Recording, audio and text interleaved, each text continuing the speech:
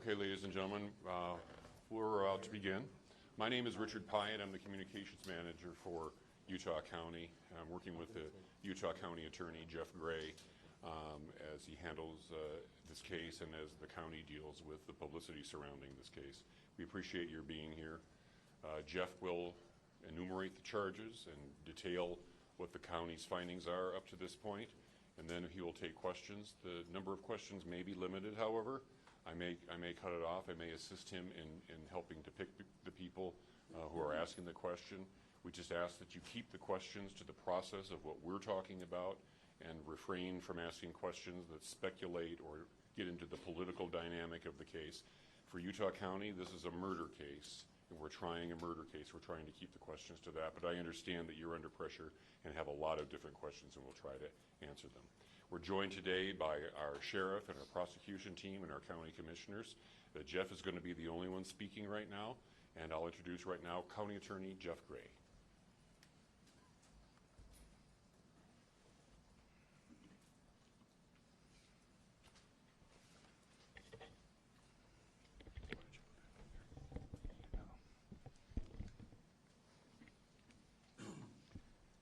The murder of Charlie Kirk is an American tragedy. Charlie Kirk was murdered while engaging in one of our most sacred and cherished American rights, the bedrock of our democratic republic, the free exchange of ideas in a search for truth, understanding, and a more perfect union. It is also an offense against the state and to the peace and enjoyment of the people of Utah and of all those who visit here. But Charlie Kirk's murder also strikes a more personal and intimate chord. Charlie Kirk was first and foremost a husband and a father to two beautiful young children. He was a son, he was a brother, and a friend. Like all murders, the senseless and needless taking of Charlie Kirk's life has shattered the lives of those he loved and those who loved him. To Charlie's wife, Erica, his two young children, his parents, his family, and his friends, I express my sincere condolences and offer my heartfelt prayers on your behalf. I also want to express my concern for everyone who was at Charlie's Turning Point USA event at the Utah Valley University, and all who have been impacted by this tragedy. As county attorney, I am charged with bringing justice to those who offend our laws. I am charged with bringing justice for those who are harmed. I am charged with bringing justice for Charlie Kirk. I am committed to these aims. I take this responsibility seriously.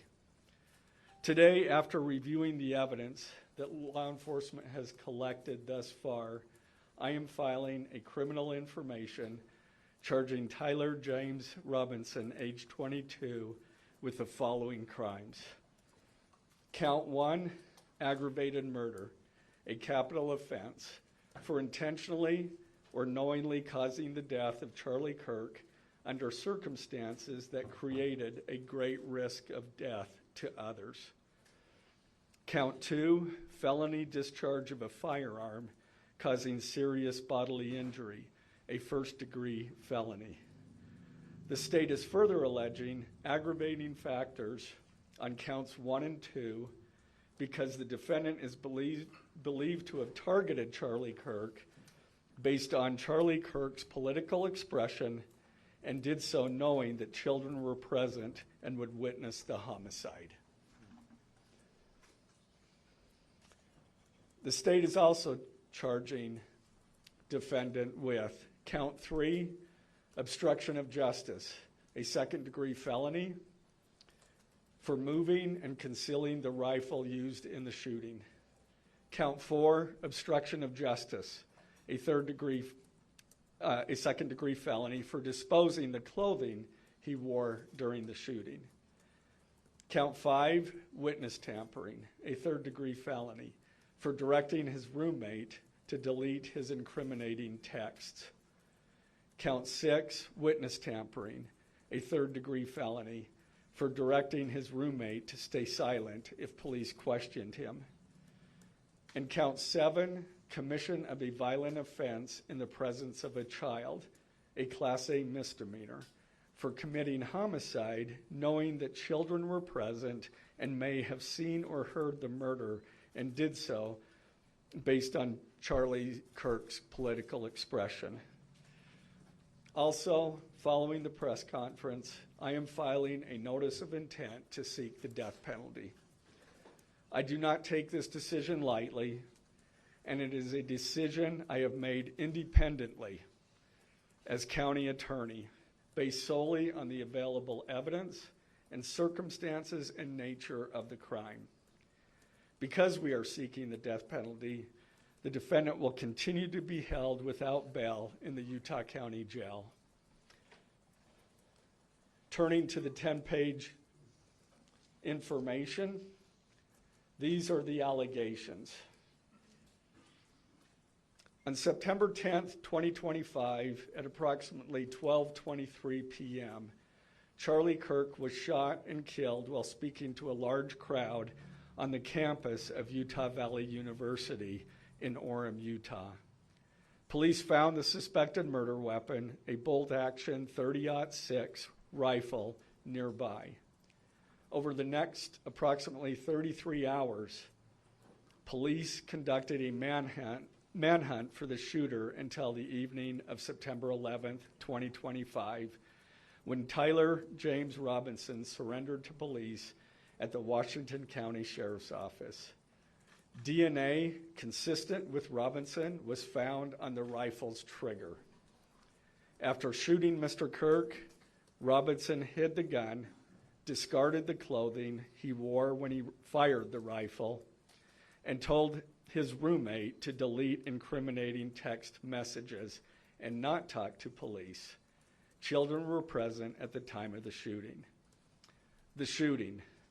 Turning Point USA, a nonprofit organization founded in 2012 by Charlie Kirk, organized a public outdoor event to be held at noon on September 10th, 2025 at UVU. The event was the first in a series of similar events to be held at college campuses nationwide.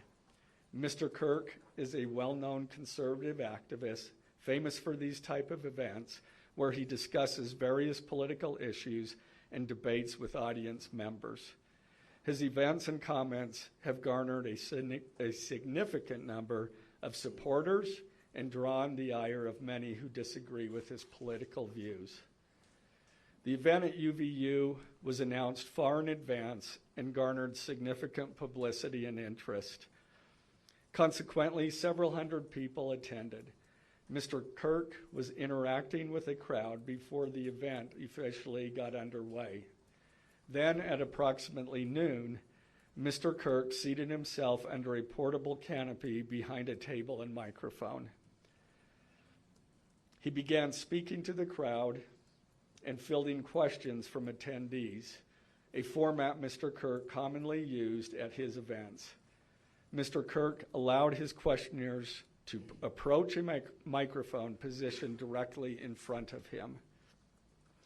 Mr. Kirk's team members were very close to him on his right and left, as well as some behind his canopy and others at various close locations near him. The large crowd surrounded Mr. Kirk on three sides. Temporary metal fencing separated attendees from Mr. Kirk by only a matter of feet. Directly above and behind Mr. Kirk was the UVU Hall of Flags, an indoor walkway spanning several hundred feet with floor-to-ceiling glass windows which overlooked the plaza where Mr. Kirk was seated. People were in the walkway at the time of the shooting. Approximately 15 minutes into the event, Mr. Kirk was answering a question about mass shootings by transgender individuals when a gunshot rang out. The bullet struck Mr. Kirk in the neck. He slumped to the ground almost immediately. The bullet's trajectory passed closely to several other individuals beside Mr. Kirk, including the questioner who was standing directly in front of Mr. Kirk. Children were visible near Mr. Kirk's stage when he was shot. Mr. Kirk was rushed to a nearby hospital where he was declared deceased.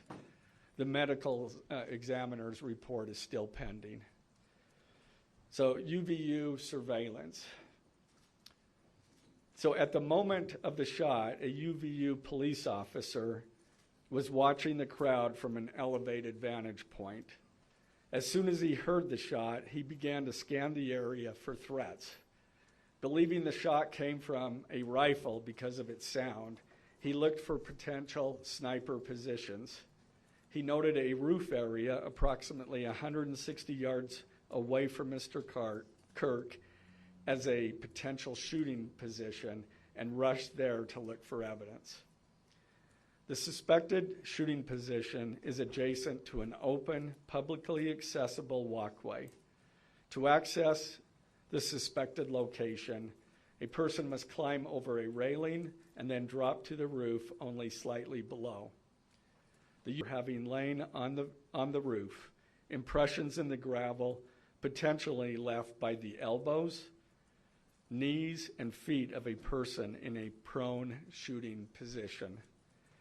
Police reviewed surveillance from the camera covering the roof and discovered that it recorded an individual dressed in dark clothing cross the railing from the public walkway and drop onto the roof at approximately 12:15 p.m.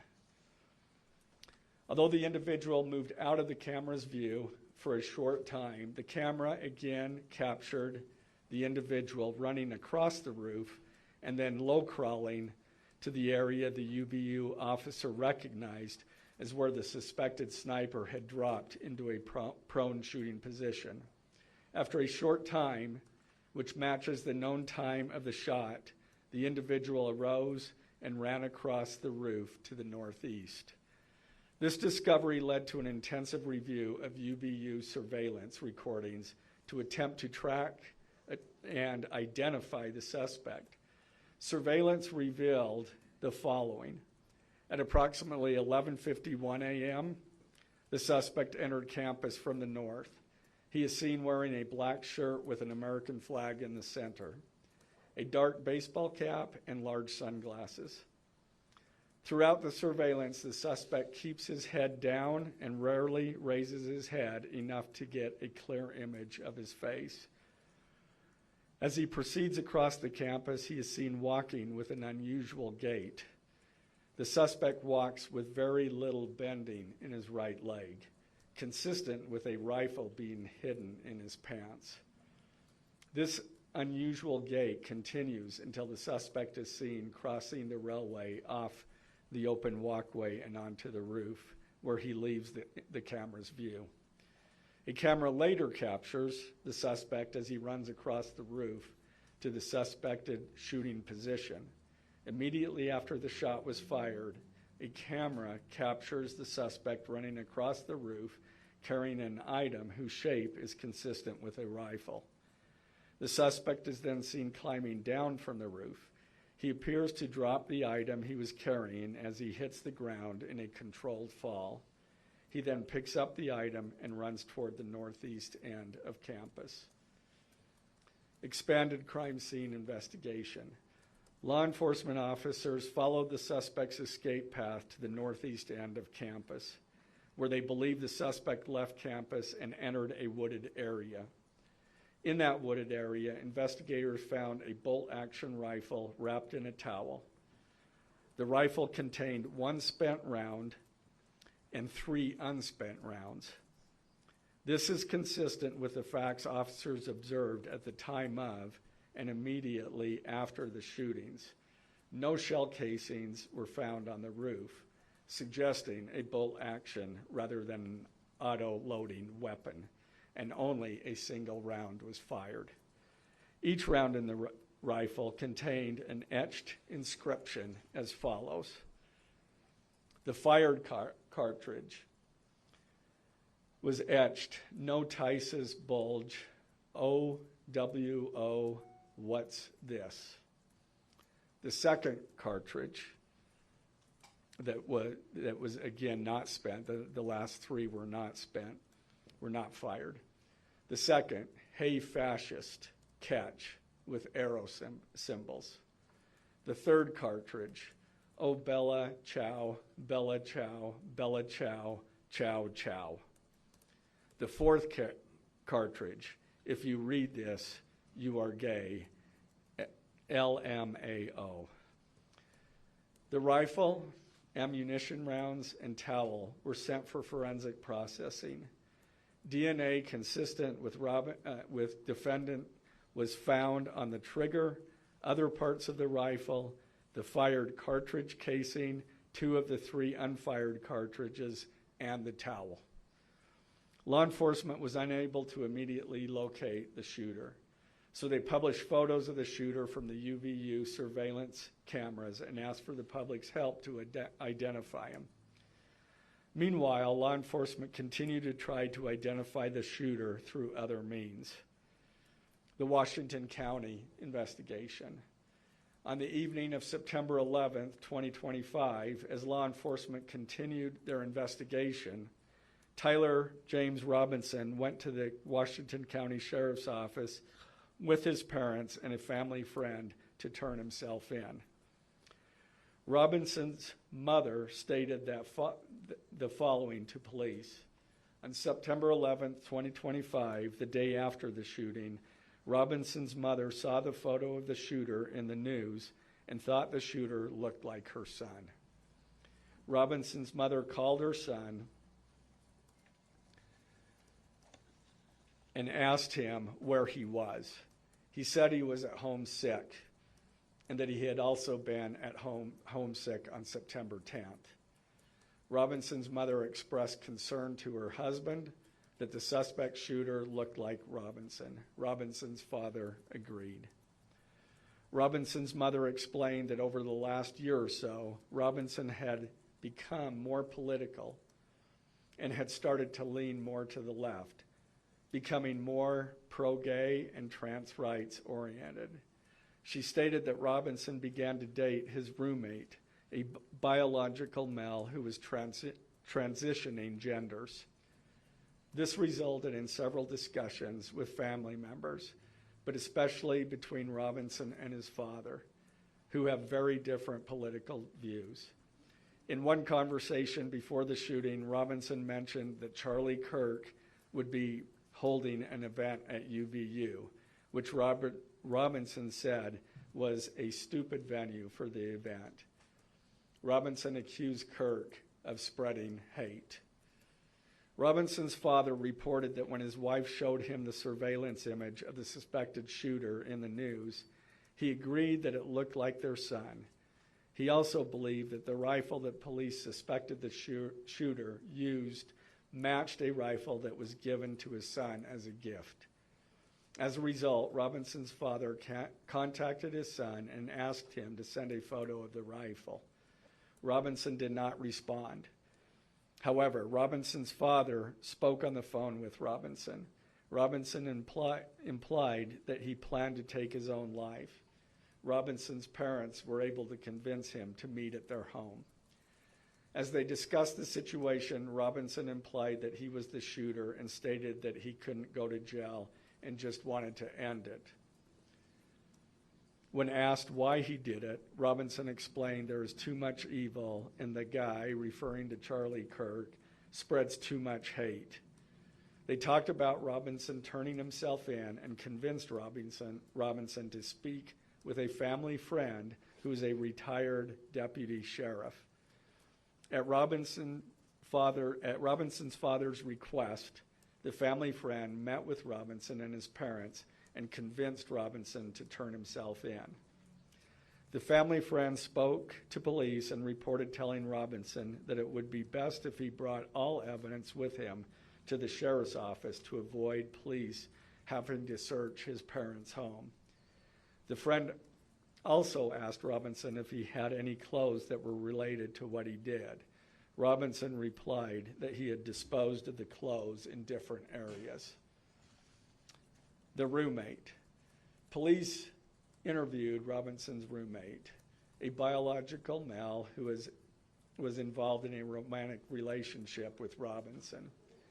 The roommate told police that the roommate received messages from Robinson about the shooting, and he did provide those messages to police. On September 10th, 2025, the roommate received a text message from Robinson which said, "Drop what you're doing. Look under my keyboard." The roommate looked under the keyboard and found a note that stated, quote, "I had the opportunity to take out Charlie Kirk, and I'm going to take it." Police found a photograph of this note. The following text exchange, then took place. After reading the note, the roommate responded, "What? You're joking, right?" Robinson, "I am still okay, my love, but am stuck in Orem for a little while longer yet. Shouldn't be long until I can come home, but I gotta grab my rifle still. To be honest, I had hoped to keep this secret till I died of old age. I am sorry to involve you." Roommate, "You weren't the one who did it, right?" Robinson, I am. I'm sorry." Roommate, "I thought they caught the person." Robinson, "No, they grabbed some crazy old dude, then interrogated someone in similar clothing. I had planned to grab my rifle from my drop point shortly after, but most of that side of town got locked down. It's quiet, almost enough to get out, but there's one vehicle lingering." Roommate, "Why?" Robinson, "Why did I do it?" Roommate, "Yeah." Robinson, "I had enough of his hatred. Some hate can't be negotiated out. If I am able to grab my rifle unseen, I will have left no evidence. Going to attempt to retrieve it again. Hopefully they have moved on. I haven't seen anything about them finding it." Roommate, "How long have you been planning this?" Robinson, "A bit over a week, I believe. I can get close to it, but there is a squad car parked right by it. I think they already swept that spot, but I don't want to chance it." Robinson again, "I'm wishing I had circled back and grabbed it as soon as I got to my vehicle. I'm worried what my old man would do if I didn't bring back Grandpa's rifle. IDEK if it's had a serial number, but it wouldn't trace to me. I worry about prints. I had to leave it in a bush where I changed outfits. Didn't have the ability or time to bring it with. I might have to abandon it and hope they don't find prints. How the F will I explain losing it to my old man? Only thing I left was the rifle wrapped in a towel. Remember how I was engraving bullets? The F in messages are mostly a big meme. If I see notice bulge UWU on Fox News, I might have a stroke all right. I'm going to have to leave it. That really effing sucks.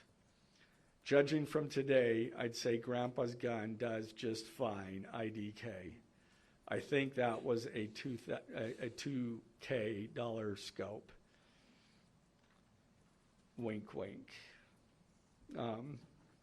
Robinson again, delete this exchange.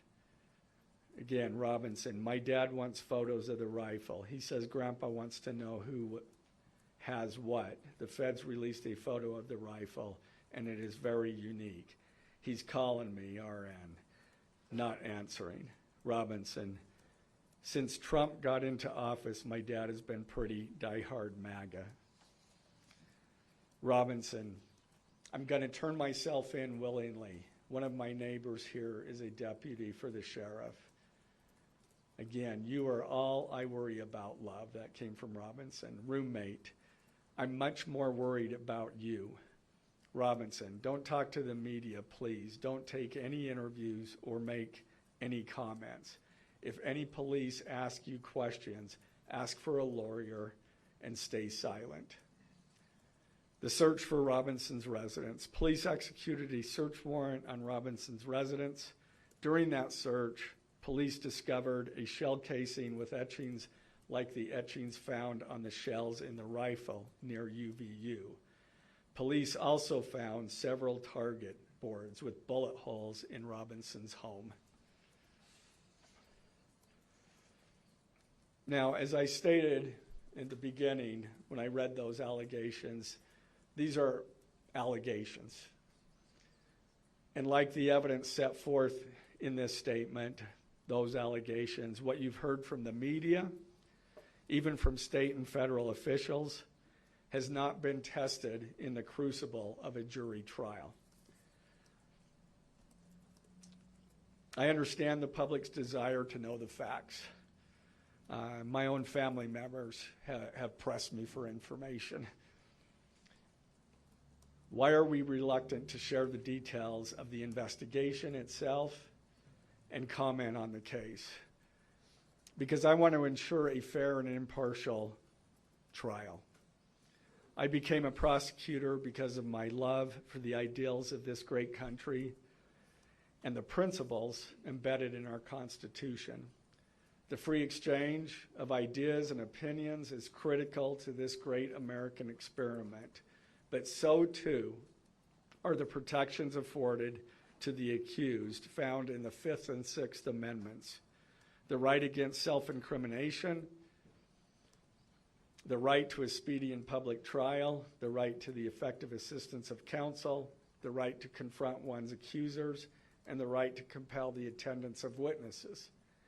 And perhaps most importantly, under our Constitution, the accused is presumed innocent until we, the state, prove to an impartial jury of defendant's peers his guilt beyond a reasonable doubt.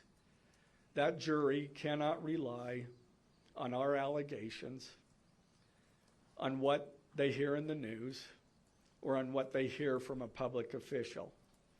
The jury is the sole trier of fact, and they will ultimately determine those facts based on evidence a trial judge has determined is admissible. Again, as prosecutors, we bear the burden to prove guilt beyond a reasonable doubt. But make no mistake, we welcome this burden. I'd like to now introduce my trial team who will be charged with prosecuting the case. This is a veteran and expert team of some of the state's best trial attorneys. Chad Grunander, who is one of my two chief deputies, Ryan McBride and David Sturgill on the far right there. And those two were very much involved in preparing search warrants, did a phenomenal job, worked day and night to see that accomplished well after Robinson was taken into custody. Also, Lauren Hunt, she is one of our special victims prosecutors, and Chris Ballard, my second chief deputy, who will be handling motions. I'm going to explain just the procedural steps. We're not a grand jury. We don't have a grand jury system like the federal courts do. It's a preliminary hearing system. So the arrest and filing of the criminal information are merely the first steps in the criminal justice process. Today at 3 p.m., the defendant will appear before a judge in the Utah 4th District Court for his first appearance to be informed of these charges and to ensure that he has an attorney to represent him. The hearing will be brief. The judge will conduct that first appearance virtually via WebEx. This is not unusual. In the 4th District, all felony first appearances for defendants who are in custody are held virtually. A link to that hearing is available for media on the Utah State Court's X account at Utah State Courts. Now, following defendant's first appearance, he will be entitled to a preliminary hearing. At that hearing, the state will be required to show probable cause that defendant committed the crimes. The purpose of the preliminary hearing is not to determine guilt, but simply to assure the court that the prosecution has enough evidence to proceed to trial. If a judge finds probable cause and binds the case over for trial, an arraignment hearing will be held. At that hearing, a judge will again inform defendant of the charges against him and require him to enter a plea to each charge. The next step following the arraignment is an opportunity for the parties to file any relevant motions and then ultimately the trial itself. This case has generated a tremendous amount of interest across our nation and even the world. The public's desire for information is understandable, but it bears reiterating that this case will be tried in a court of law consistent with our Constitution, not the court of public opinion. Thus, we will only discuss the case with the press occasionally. It will not be a day-to-day or even week-to-week occurrence, but we will only do so in a manner as not to jeopardize the fair trial process. Before I conclude, I want to express my appreciation for the tireless work of our local, state, and federal law enforcement officers. They have an extremely difficult, dangerous, and often thankless job. I'm proud to acknowledge the exceptional work they do every day, and particularly their work on this case. It was truly a marvel to witness. Their skilled work and dedication have brought us to this point. I'm also grateful for the leadership demonstrated by Bo Mason, the Commissioner of the Utah Department of Public Safety, FBI Special Agent in Charge Rob Bowles, Utah County Sheriff Mike Smith, our local police chiefs, and Felice John Vitti, the acting U.S. Attorney for the District of Utah. I'm also grateful for the support of our Governor, Spencer Cox, and our Attorney General, Derek Brown, who is standing behind me today and has offered his support and resources as we proceed to trial. Finally, I want to thank our Utah County Commissioners, Amelia Powers Gardner, Brandon Gordon, and Skylar Beltran.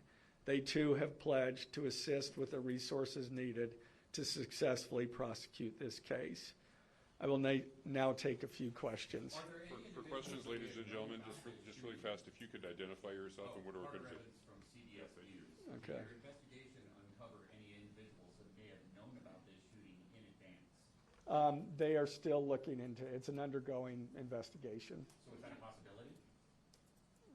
They haven't ruled that out. Mr. Gray? As I'm in there with CNN, the text message that you exchanged with the roommate, can you kind of give us a sense of, did that happen over several hours?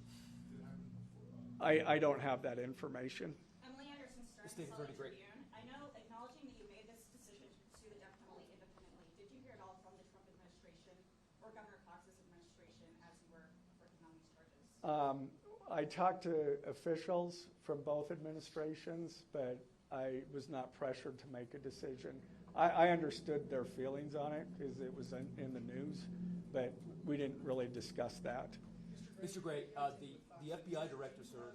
Any indication that transgender issues played a role in the motivations for this shooter? I'm going to stick to what I just stated in my public, in our information. I think that is pretty much set forth there.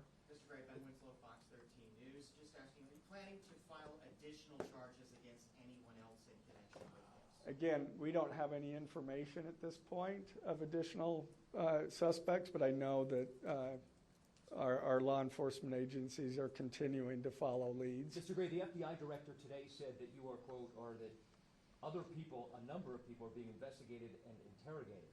So it seems that there are people who might be up for possible charges. Yeah, I'm not. Do you believe that the suspect was a lone wolf, or could this be part of a? I can't comment on that. I'm not aware of all their investigation. I just know that these agencies are continuing to investigate this case and follow all leads. Mr. Gray, ABC News would like to know, how does this